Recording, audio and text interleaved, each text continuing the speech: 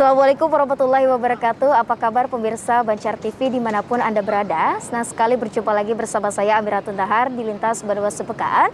Tentunya edisi Minggu 6 Februari 2022. Serangkaian berita terpilih selama sepekan akan kami sajikan untuk Anda. Dan pastinya pemirsa tetap terapkan protokol kesehatan dimanapun Anda berada. Dan inilah informasinya kami hadirkan untuk Anda.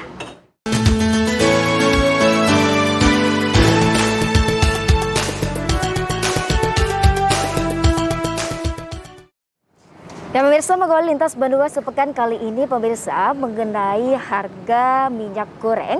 Yang pastinya Komisi 2 DPRD Banjarmasin memastikan akan mengawal kebijakan terkait harga minyak goreng tersebut. Karena pemirsa kita tahu bahwa harga minyak goreng kebutuhan pokok ini saat ini masih belum stabil di beberapa pasar tradisional. Yang pastinya khususnya untuk Dewan sendiri menyatakan meminta pedagang bisa membeli dari distributor utama bukan dengan pihak ketiga. Sebagian besar pedagang di Pasar Bauntung Martapura masih menjual minyak goreng dengan harga lama, yakni Rp20.000 untuk ukuran 1 liter. Meski pemerintah telah menetapkan harga minyak goreng di pasar tradisional sebesar Rp14.000 per liternya.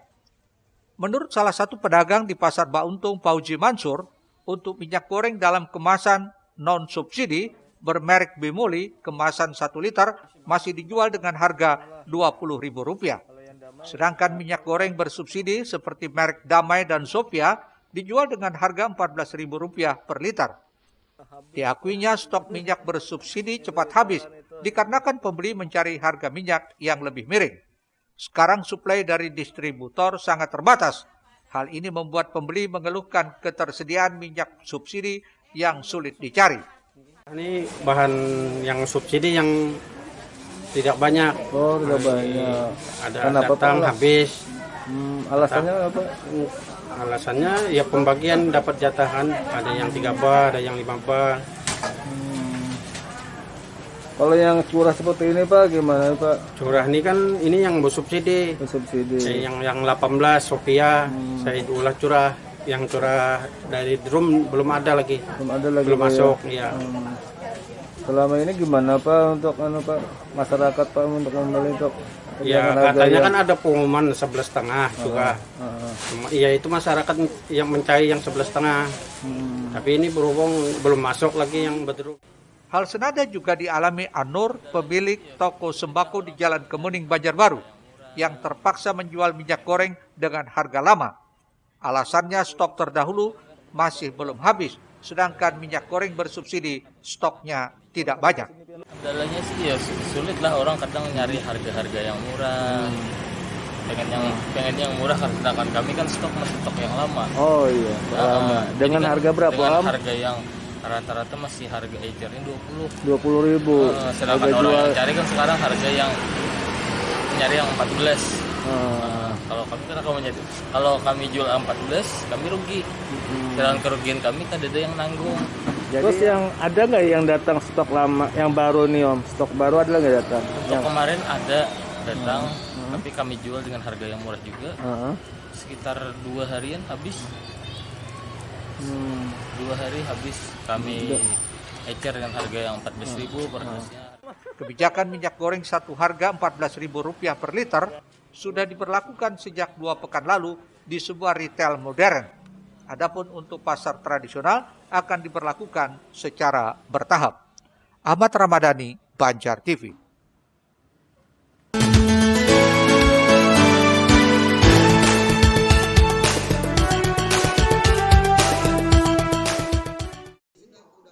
Sementara itu, Wakil Ketua Komisi 2 DPRD Banjarmasin dari fraksi Demokrat, Bambang Yanto, menghimbau kepada para pedagang tradisional untuk membeli minyak atau bahan pokok lainnya ke distributor utama, bukan dengan pihak ketiga.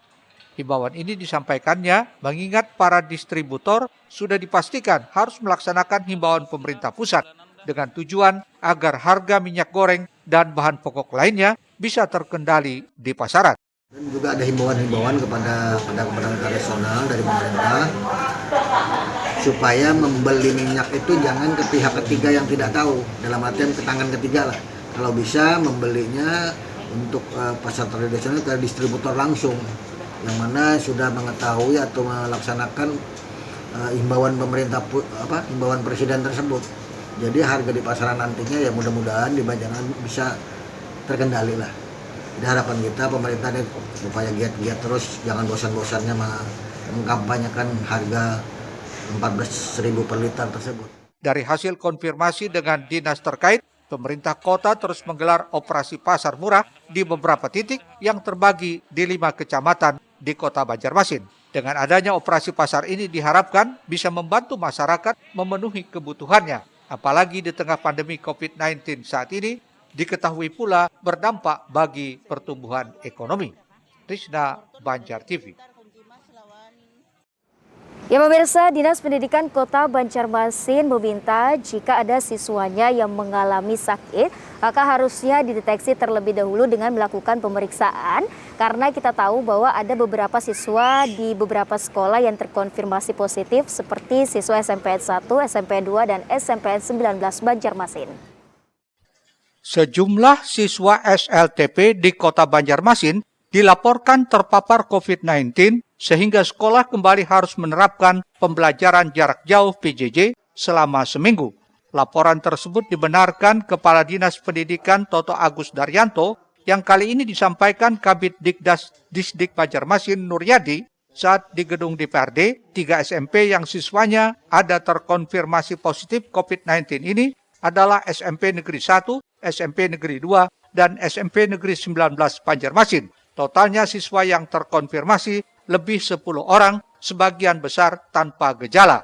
Kabid Dikdas ini menyebutkan kasus terpapar COVID-19 pada siswa ini diyakini tidak dari sekolah saat pendidikan tatap muka atau PTM, melainkan diduga dari luar sekolah. Kalau itu kan tidak ada, karena kan yang kena itu pun sudah tervaksin semua kan.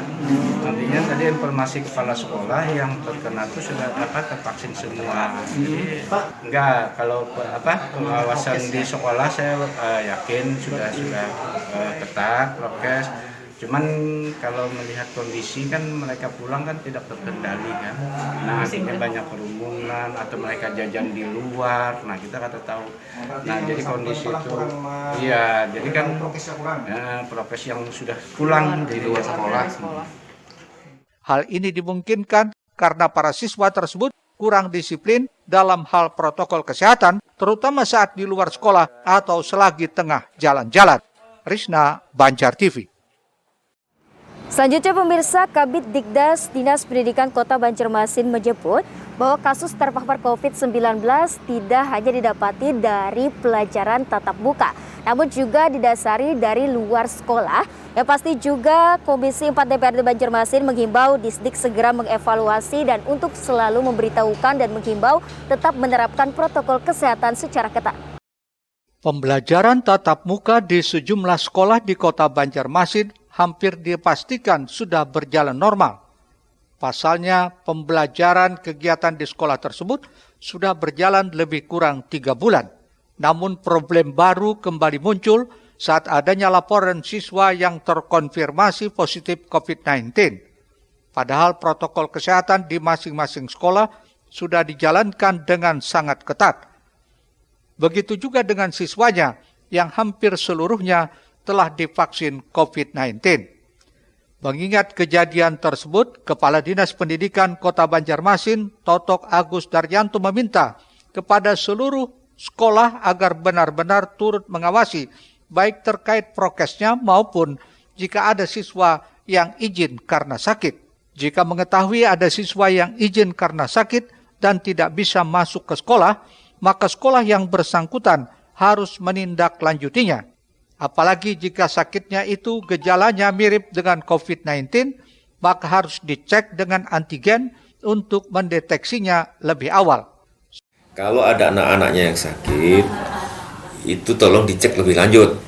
Nah, gejalanya apa? Kalau gejalanya seperti mirip dengan COVID, harus dipastikan dia swab antigen dulu kan, untuk deteksi awal. Nah, itu antisipasinya gitu. Tapi kalau pelaksanaan protokol kesehatan apa yang lain-lain kan memang sudah menjadikan tanggung jawab mereka kan.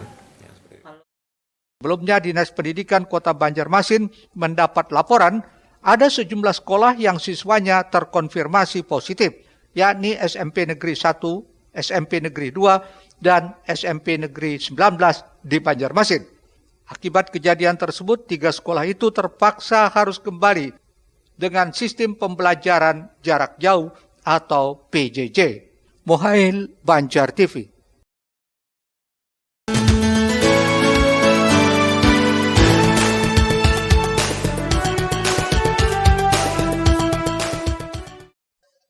Sementara itu, Wakil Ketua Komisi 4 DPRD Banjarmasin Jainal Hakim meminta Dinas Pendidikan Kota segera melakukan evaluasi pelaksanaan PTM, khususnya bagi sekolah yang siswanya terkonfirmasi COVID-19.